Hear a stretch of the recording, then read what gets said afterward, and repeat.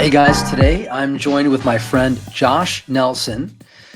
Josh Nelson is a heavyweight. He is a titan in the agency world. You guys probably already know him, but if you don't, Josh created the premier community for agency owners inside the United States.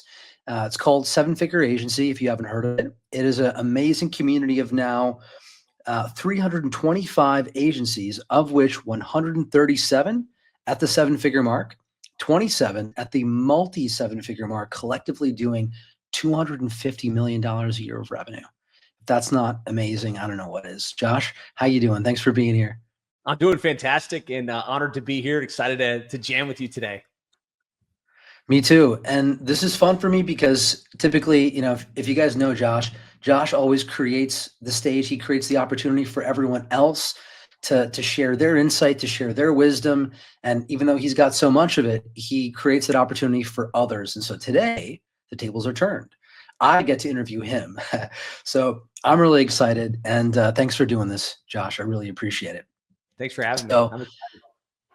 Josh, could you just tell us like the inception of 7FA? When did it start and why?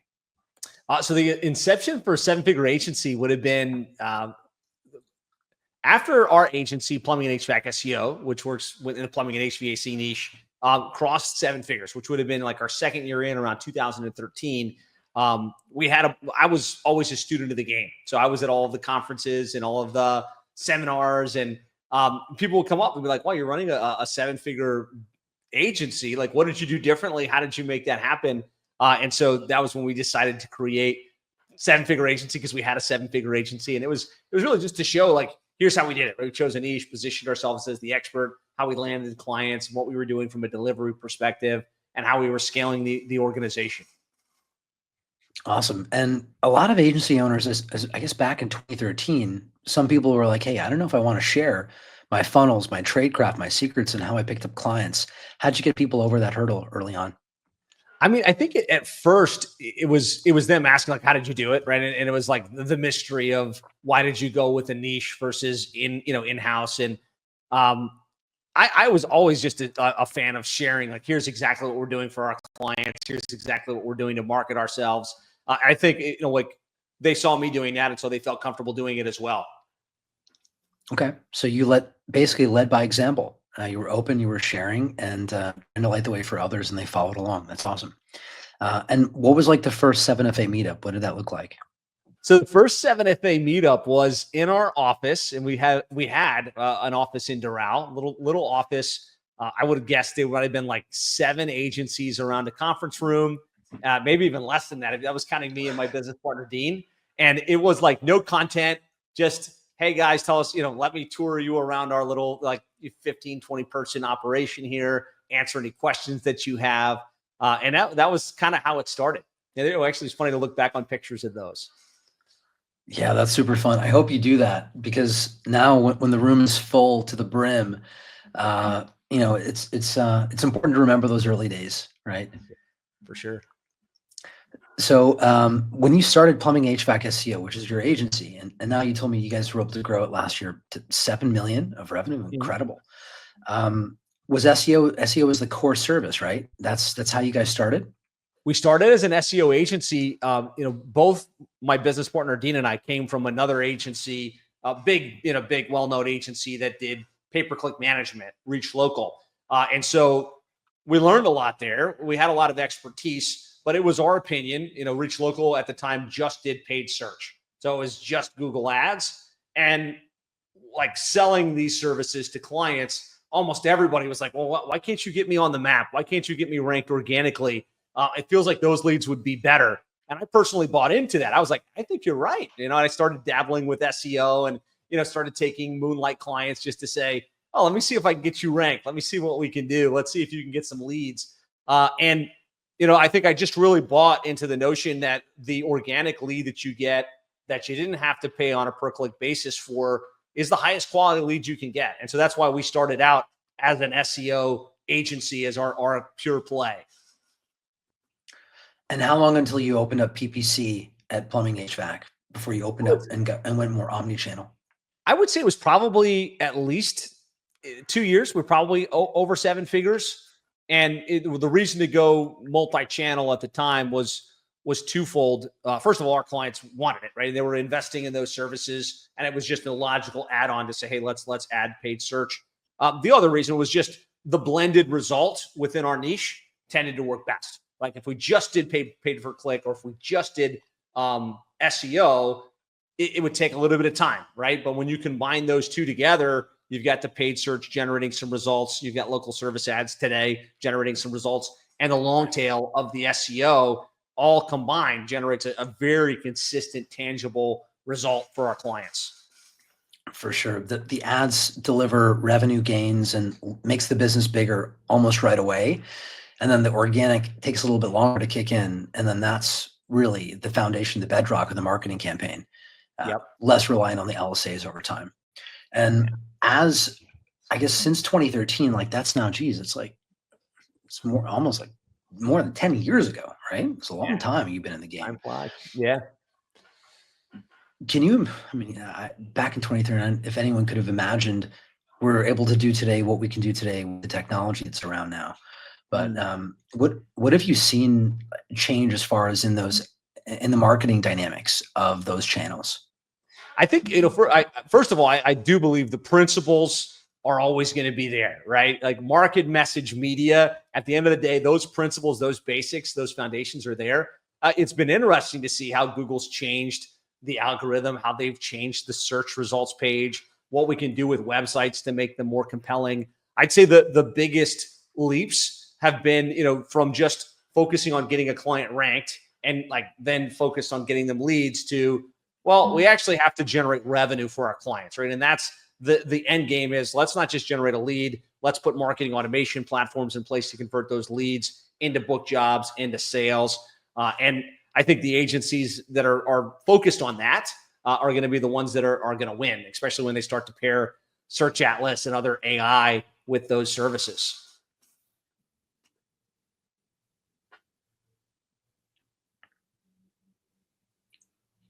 Right. So more focused on how do we deliver revenue gains for our clients versus just vanity traffic metrics and incoming leads, but more like book jobs and dollars and cents. Yep. That makes sense. And I know you're a big proponent of agencies niching down, picking a vertical. Has that changed at all with what AI is doing now, where we're seeing advanced AI is able to automate performance in certain channels and automate certain tasks? Do you think that there exists an opportunity for agencies out there that are really less channel focused or less niche focused and more just about building automation out for businesses? Do you think that niche exists? Is that a thing? I think there's definitely different ways to slice the cat, right? There's different ways to approach it. I see success in a variety of different ways. Where we see the most success, slicing cats. where we see success with most of the agencies that we work with is like choosing a vertical, right? And choosing a very specific market, just because it's hard for you to gain the attention of a wide audience, like just general business for a specific thing. Most people are like, I want to see what experience you have with clients like me and the actual results that you've gotten for people just like me. And so, I still think even in today's market, being very specific, at least at the beginning, with here's the market I'm going to serve, here's the problem I'm going to solve, here's the approach I'm going to take to generate the result, figuring that stuff out in advance so that you can become magnetically attractive to the industry you serve, but you can also systematize the delivery for that niche so you can do it again and again and again at scale. With that said, I think once you get to 8 figures, there's no reason you can't say, hey, I'm going to start to penetrate multiple niches that are around these same types of services. Okay. And Josh, do you think, so you've seen so many agencies go from startup to significance and prominence and 7 figures, multi-7, even 8 now. For the agencies that were able to do it within, let's say, a year, what do you think are the things that stand out? Like, what is it about the agencies that were able to grow so quickly that sets them apart from all the other agencies in that room? Yeah, I think that the biggest thing is going to be their speed to implementation. Like, I find if I've got 100 agencies in a pool and I look at the ones that shoot out and they get the best results. They're the ones that can take an idea and execute it. I think a lot of agencies get in their own head. They get analysis paralysis. They're thinking about, oh, should I do this or should I do that? Or they'll try something once and then quickly get shiny object syndrome and shift to the next thing. The agencies that get, to $1 million, they focus on the plan. They take quick action. They don't deviate. And, I think that's the biggest variable.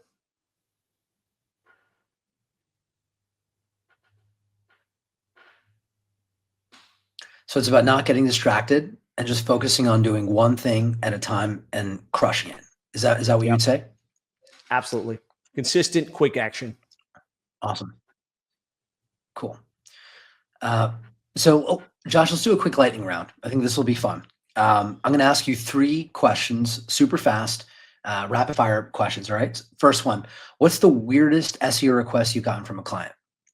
Weirdest SEO request.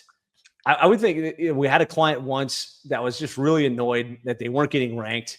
And I said, why can't you just pick up the phone, call Google, let them know who we are and that you're working with us and get us ranked? And I was like, okay, clearly that's not how it works. But he really thought somehow I had like the bat line to the Google search results rep. You don't have the phone? I'll give you the phone number. You call hey, listen, them up. I didn't realize Search Atlas gives you the hotline number. It does. It's in there. It's in auto. You just click the button and it just puts you to the top. It's as easy as that. All right. Second question. What is your favorite productivity hack? Might sound ridiculous, but just works for you. Favorite productivity hack would be time blocking. It's a basic concept, but Parkinson's law, like the amount of space that you give an object is going to fill that space. And it's the same thing with time. Like if you've got 1 million things to do or 10 things to do, and you give yourself all day to get that stuff done, it'll take you all day. But if you've got a literal timer in front of yourself and say, I've got an hour to do this, I'm not going to get distracted, I'm not going to do anything else, you'll be amazed how much you can get done when you've got a hard constraint on your time. Awesome. And do you theme your days? Do you have theme days Monday through Friday, or do you just kind of do everything? No, I do. I try and time block. I've got, certain days that I'm doing marketing, certain days that I'm doing, content development, certain days that I'm doing more, just catch up type of stuff. So time blocking and theming your days, powerful productivity hack. Awesome. All right. And complete this sentence. You're an SEO expert when you can consistently get your clients ranked for the most important keyword that they're focused on. That's it. I love that. Yeah. The best golfer is not the golfer who can just randomly get a hole in one. It's the one who can get the most consistent game every time they play. Right. And by the way, that's not me. I'm just saying the best golfer. We'll have to get you on the golf course just to see how good you are. No, I'm working on it. But that's exactly it. Yeah. I mean, the best SEO experts that I know are consistent of all things. They can get any client predictably ranked page 1 and get the gains every single time. And that's excellence in this game, in marketing, right? And also retention. Like that's how we get our clients to stay and stick with us, is being able to get them those kind of results. So you've charted this industry, you've been there operating, performing at a significant level in the marketing game since 2013. What are some of the biggest changes? I mean, obviously the last 12 months have been remarkable. We see tons of breaking news around AI. What are the most exciting changes that you've imported into the agency as a result of the new technology we have? Yeah, I would say some of the most exciting stuff over the years has been, just simplifying web development processes. Like you used to have to pull up Dreamweaver and manually code a website, and then WordPress came along and then other CMS platforms, and just being able to start using custom codes and things like that to get better and better quality with less and less manual effort. On the web dev side, on the content side now with what we've got with ChatGPT and Search Atlas and Claude and all of these different platforms, we can create so much better content that's so much better crafted for the niches that we serve, so much quicker. And then I would say on the marketing innovation, marketing automation side, back in the day, if we wanted to send an email for a client, we were loading it up into MailChimp and, switching between accounts and just doing these manual broadcasts. And then, with high level now, we can set up full marketing automation strategies for our clients, with the click of a button, two-way text messaging, email campaigns, workflow sequences, and the whole 9 yards. And then on the project management side, some of the automations we can put in play with ClickUp, like as projects get done and presetting our project management plans. We went from having it all in a spreadsheet where it was like manual, collect the box, to Basecamp, to now what we can do inside ClickUp with Zaps and everything. It's amazing how much the technology has improved over the years. That's awesome. Yeah, for sure. And like charting the course, like you can see where that's going to take us in the next 12 months from now is greater levels of marketing automation in every channel. And the beginning of that at high level did such an amazing job building those marketing automations in the platform, such that you pretty much know any business you put high level, install it into the business, you're going to see a great outcome, a great result for that company. It's going to help them grow. They're going to see better retention. They're going to see better activation. And it's a good thing to do for them. And now we say the same thing about auto, because like we said about reliability and consistency, the best SEO expert is the one who can get the result every single time. The best SEO expert, in my opinion now, is actually this piece of software, because we put it on the website. we have to set it up properly, but we are now seeing case studies of implementation where we have 152 websites that we install the product on. We end up with 152 case studies at the end on the other side of it, which is something that it's blown my mind. And we've been interviewing agency owners and they're sharing their hit rates, and their hit rates are just off the charts. Wanted to know, do you have any client success stories? I know it's been a while since you've probably been, operating and functioning really inside the agency with all the different things that you have going on in your business landscape. But any case studies that kind of come to mind for you, really impressive studies using Search Atlas, using auto, using the platform? Yeah, and there's probably, dozens, right? And like you said, I would really need to get into the weeds, but I did send a message out to our account managers who deal with the clients day in and day out and really keep a pulse on this. And each one of them came back to me with, hey, here's one of our clients, and they moved up 30, 40% in terms of their rankings, in terms of their calls.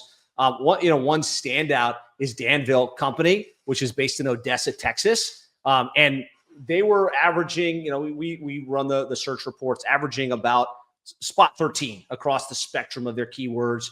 After we did our on-page optimization, put Search Atlas, connected everything, turned on auto, they're now averaging 6 for all of their keywords. And they're coming up in the map and organically for like Odessa heating repair, Odessa plumber, Odessa plumbing. And I could rattle off example after example like that. I'm glad to share screenshots and things, but it's definitely having an impact on the results, giving us more bandwidth. Like, there's only so much time you can spend on each account. With auto, now you can multiply that exponentially, and the client gets more deliverable, more activity, ultimately more results and a better return on investment, which is great for them and great for us as an agency, because we all want to win for our clients, right? We all want to generate next level results for our clients. And that also leads to retention. It leads to referrals. It leads to, just that validity within the industries that we serve. That's awesome. And are you guys primarily, you guys do local, right? These are all local businesses. It's all one city, or like one main city and like a tri-city area, like all of like 10 to 30 cities within their service area. So like Miami, Florida, our client would be a plumbing or HVAC company trying to rank in and around Miami-Dade County. Awesome. And do you guys also track like the revenue metrics for those businesses as well? We do. So we're tracking number of leads in terms of phone calls, web submissions, web forms, as well as, what the actual revenue generated is. And so their call volume is up over 20%. I'd have to drill down to look at the exact, revenue correlation for that. That's always the number that I'm the most excited about to see is like, okay, yeah, we got the leads up, and how much revenue did we bring in? Some of the case studies that I was the most excited about was actually like last month in December, for one of these agencies that we're working with. I can't share their exact name, but the type of clients they work with, there are a lot of dental offices.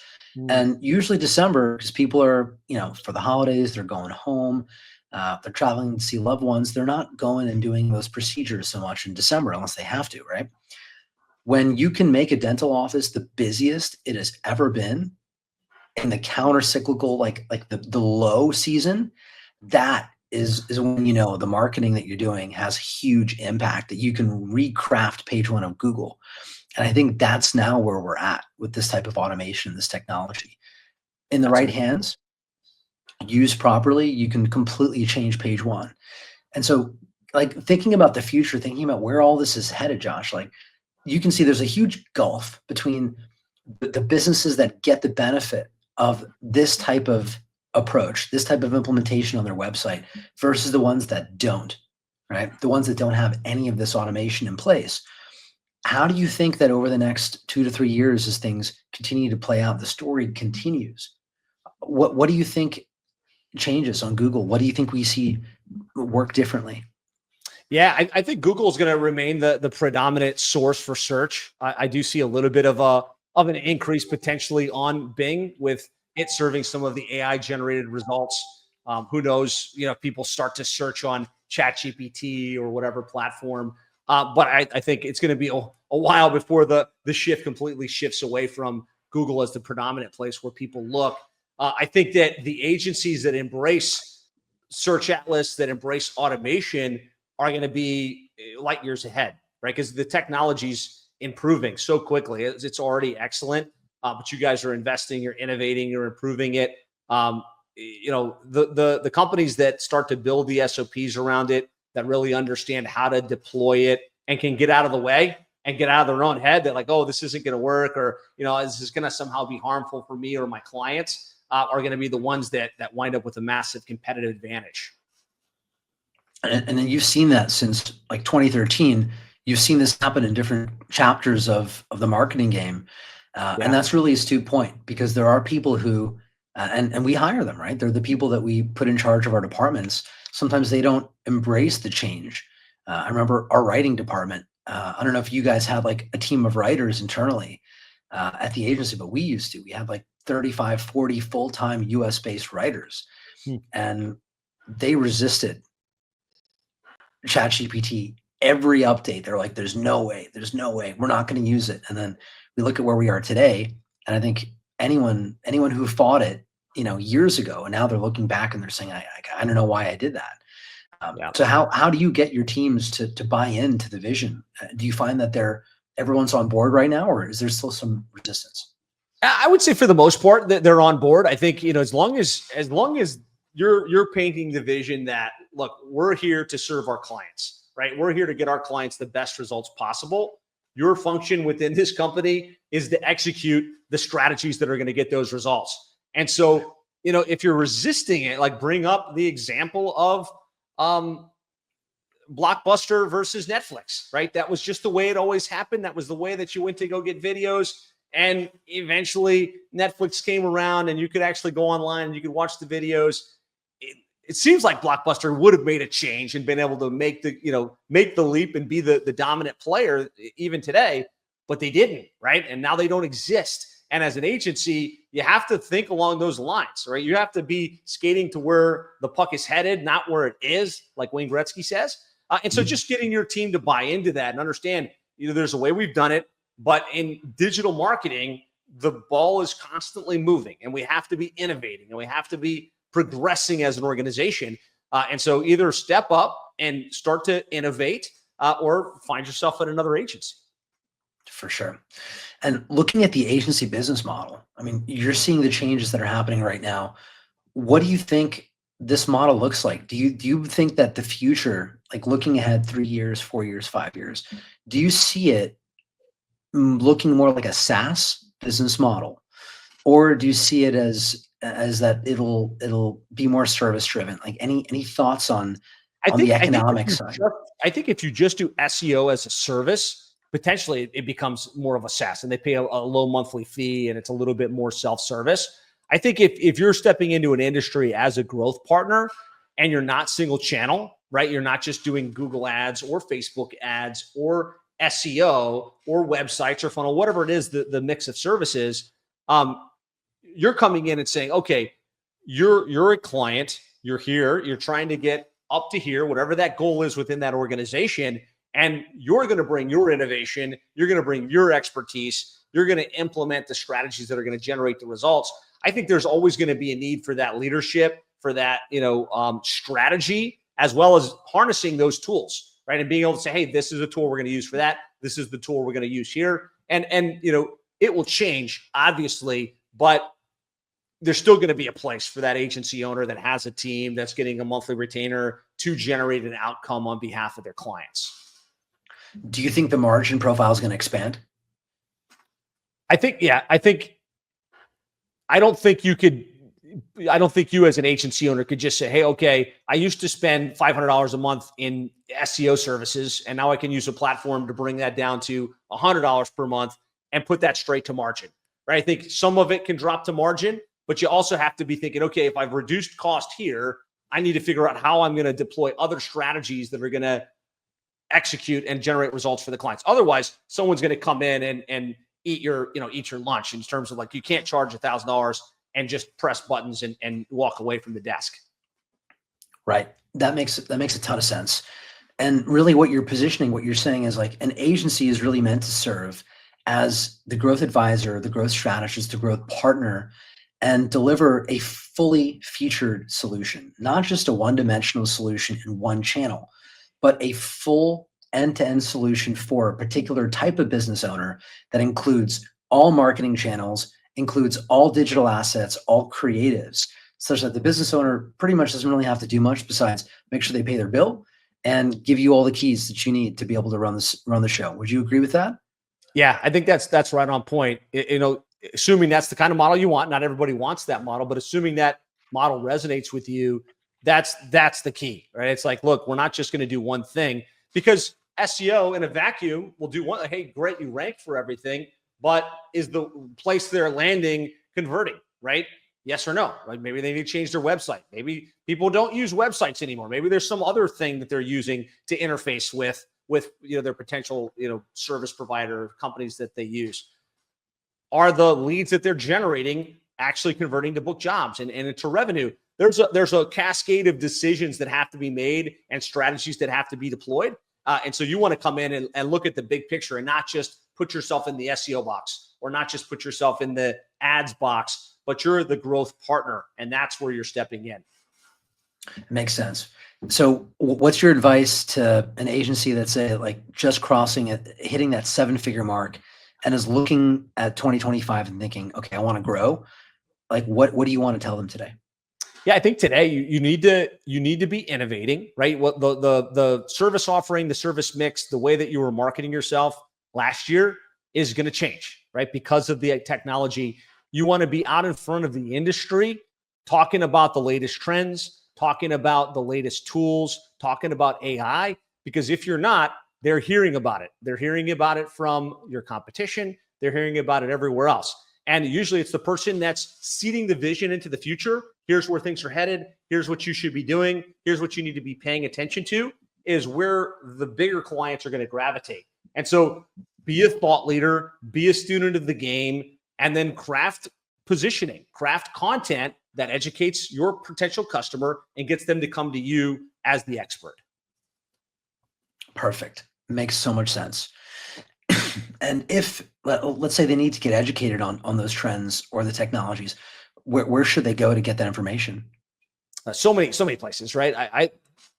I'm biased, right? But 7-Figure Agency is a great place to plug in, because we have a community of 300 plus agencies that are literally doing this, that are literally living this every day. And that's, I think, the best source, right? Other people that are actually doing it, that are sharing, that are, showing what's working, what's not working.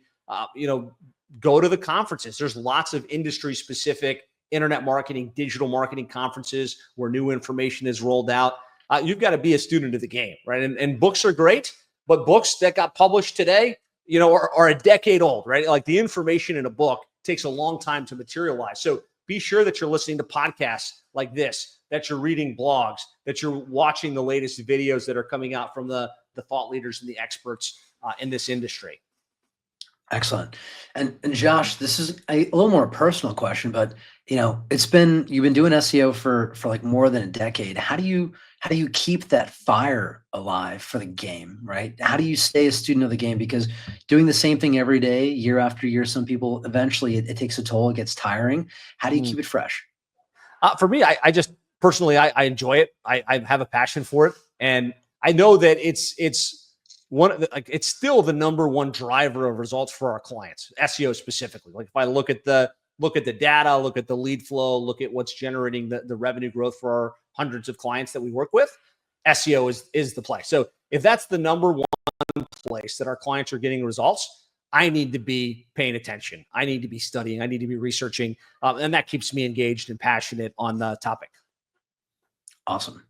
And do you have anyone internally that helps take some of that load off your plate, people that you trust to find that information, parse it, analyze it, and then bring you the results?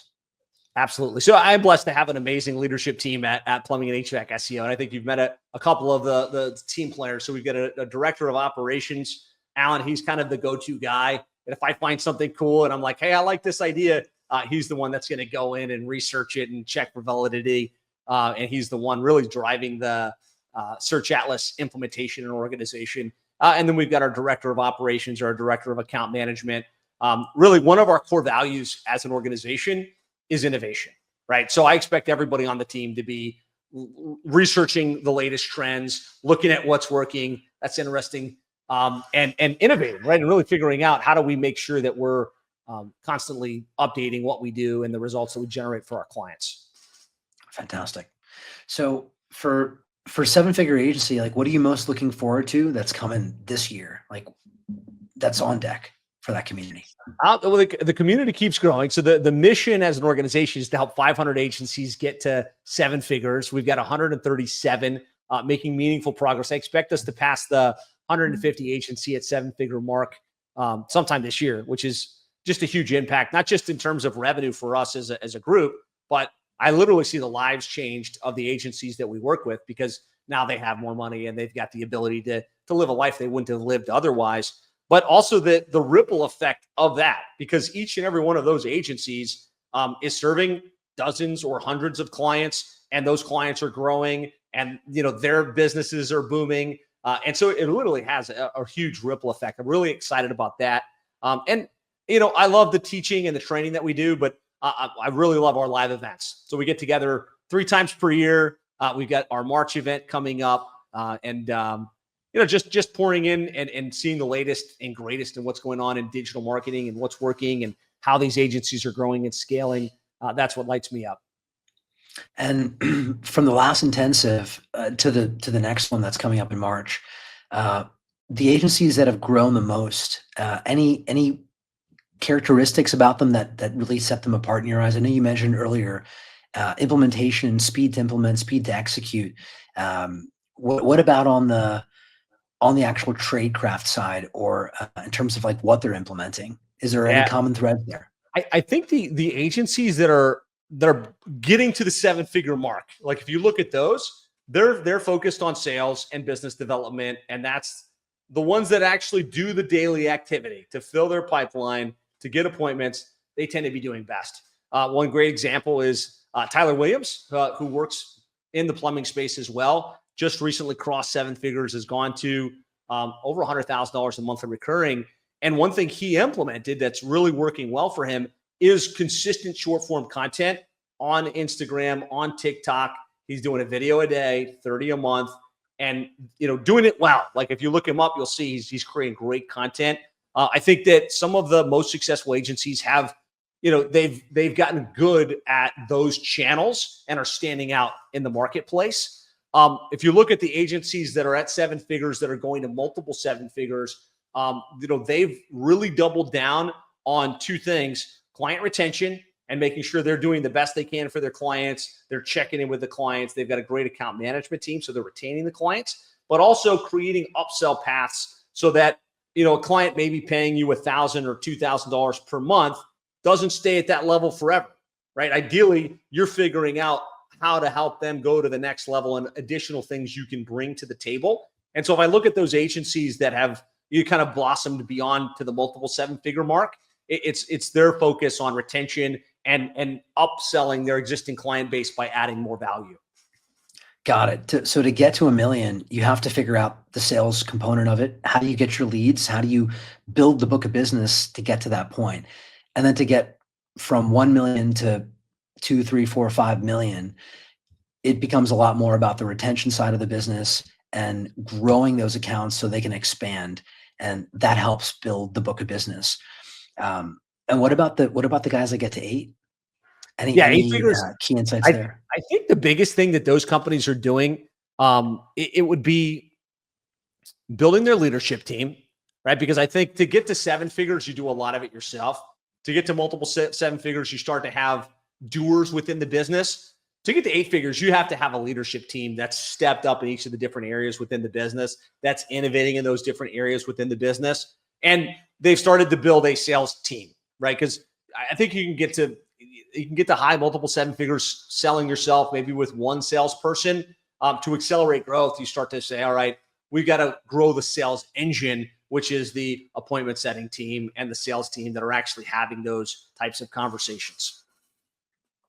Excellent. That's awesome. And what type of agencies do you think are going to thrive the most in the landscape ahead? Is it agencies that are doing, because obviously different channels work different ways. There's social media marketing agencies, there's SEO agencies, there's Google ad agencies, there's creative agencies, there's the ones that niche down and try to deliver like a full spectrum product. Which ones do you think are going to do the best in the 2 to 3 years ahead? I think the agencies that go full spectrum, that are like very, very baked into a very specific industry and are looking at the entire service offering, and they're not just pigeonholed into one product, but they're like thinking about what is it, regardless, it might be something brand new that's off in the left center. And they're saying, okay, that's going to come into the mix to generate a better result for my client. And they're really thinking along those lines as opposed to single channel. Okay. And then Josh, for you personally, as the game has shifted, as you've seen so much success with your agency as well as with 7-figure agency, what is it that keeps you going and in pursuit of the game? Yeah, I think for me, I obviously I'm driven by growth and by success. But at this point, I love to see our clients win. I love to see the agencies that we work with win. And so I can only give what I've got, right? So I have to be constantly learning. I have to be taking care of my health. I have to be trying to plug into experts like yourself and learn the latest and greatest of what's going on, so that, just like a sponge when it's being squeezed, if there's nothing in it, nothing's going to come out. So I got to make sure I'm filling myself up so that I've got something to give to the community that I serve. Amazing, man. I remember seeing you at one of the intensives, and I forget his name. He was on stage teaching the actual economic model of growth and how to actually build a sustainable agency. And I saw you over there in the corner. You were taking notes as he's presenting and sharing. And so I was like, yeah, Josh is a true student of the game. He's always trying to learn more and retain what he's learning and try to apply it. So that really stuck with me. Super cool to see you do that. Thank you. Well, Josh, thanks so much for your time today. Really enjoyed this. For our listeners who are tuning in, what's the best way for them to connect with you and learn from your knowledge? Thank you. Thanks for having me. 2 places. If you're an Instagram person, you can look up Josh Nelson Coach. I put out content consistently on Instagram. Would love to connect with you. Or you can go to 7figureagency.com. That's my website. Grab a free copy of our book, The 7-Figure Agency Roadmap. Would love to get that into your hands. Amazing. Josh, thank you so much for your time today. It's been fun. Thank you. Thanks for having me.